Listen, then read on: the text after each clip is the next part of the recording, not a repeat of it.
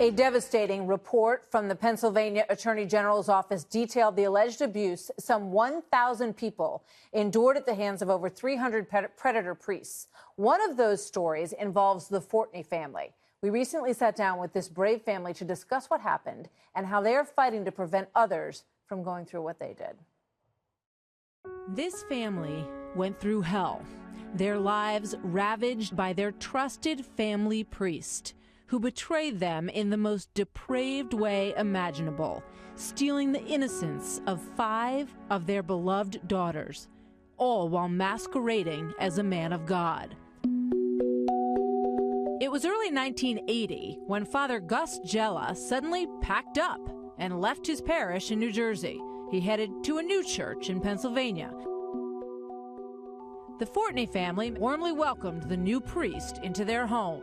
He came for dinners, gave the kids gifts, asked the children to come to the rectory and help them count the Sunday collection. The sisters say he began to groom them under the guise of what he called education. The family says the abuse began to happen in the rectory, in their home, on family trips, virtually everywhere they went together. For Patty, it started when she was 13. Continued until she was 15. Laura was 10 years old, and it went on until she was 14. Teresa was just 8. She went through this for 4 long years. Marissa was only 7, and it stopped when she turned 10. Carolyn was just a toddler. She was 2 years old. He didn't stop until she was 12, and only then, because that's when his story blew up in his face.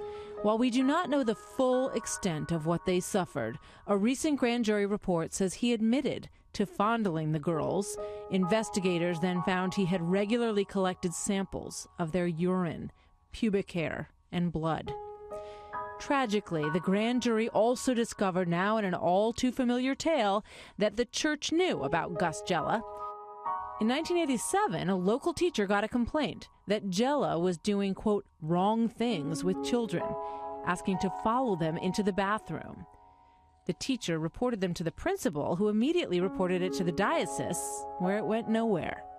Another note addressed to then Bishop and later Cardinal William Keeler mentioned concerns about Jella, but neither did anything. Although he voluntarily retired in 1988, he was still an active predator, according to his victims. And in 1992, some of the Fortneys were at Jella's beach house when the unthinkable happened. A young niece found a box of photos in the house. Inside were pictures of naked young girls. One of them was Carolyn Fortney. Father Jella was confronted and questioned by a Father Hellwig. Jella told Hellwig it had started in the bath and that it had progressed from there. He said he imagined the family would be sore at him, and he would agree not to contact them. Father Hellwig told Mrs. Fortney, "You can relax. Father said that, redacted, just took his intentions toward her wrong, that he loved her and he would never hurt her." That is when Jella was arrested. But he died before his trial. No available church records indicate that they ever told the authorities about him. The full story only coming out decades later as part of a massive state investigation into clergy sex abuse. Joining me now on set, sisters Laura, Patty, Carolyn, and Teresa. And from Pennsylvania, Mom Pat and Dad Ed, and their supportive sisters Sandra and Jeannie. You know, I do want to start, Pat, with you in Harrisburg, because when I go through your story and you learn about after all of this began to become exposed, you went to the priest.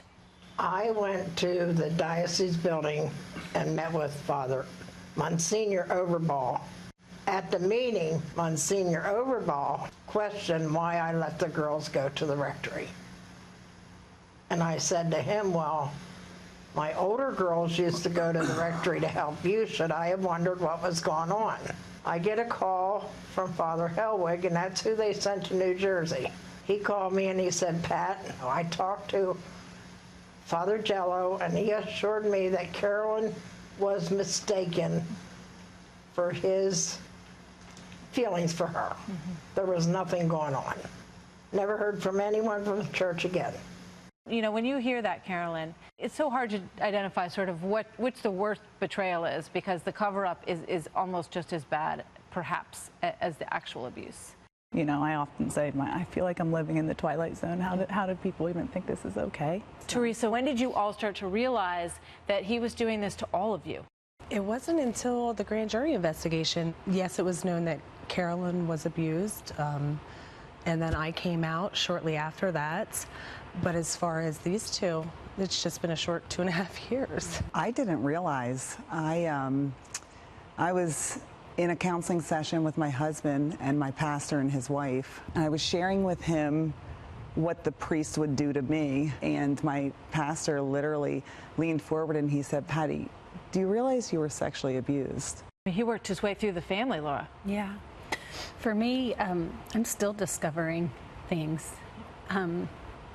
It was about 2.5 years ago when Carolyn came to Patty and I and said, "We need to break the silence." And she didn't know of our abuse at that point. And then Patty would call me and say, "Laura, do you remember when he would do this?" And I'd say, "I didn't, but now I do. I do remember that." You know, Ed, I'm sure, obviously, for a father, it's so devastating. I believed what happened to my Carolyn right away when I was told about it, and because the way she was crying and acting and everything, it was just had to be true, because no one would act like that or lie to their father in that manner. So I knew it had to be true. I couldn't work for 2 years after that happened, and that really put us in a hole. Talk to me about the after impact, as you go through life, how you deal with it as a family, and what did it take away from you that you're trying to get back? I would have people say to me, "How many sisters and brothers do you have?" I'd say, "I have 7 sisters and a brother. I'm the youngest of 9, but I kind of have always felt like an only child." Because, we really are just now starting to get to know each other. I moved away. Yeah. I constantly was moving away. I wanted to suppress it. I did suppress it. And I'm just so thankful that I do have my family back. And I'm not ashamed anymore. I'd like to add that it impacted our children too. Because of this, we lost a lot of trust in people in society, especially leaders, coaches. We didn't know who to trust.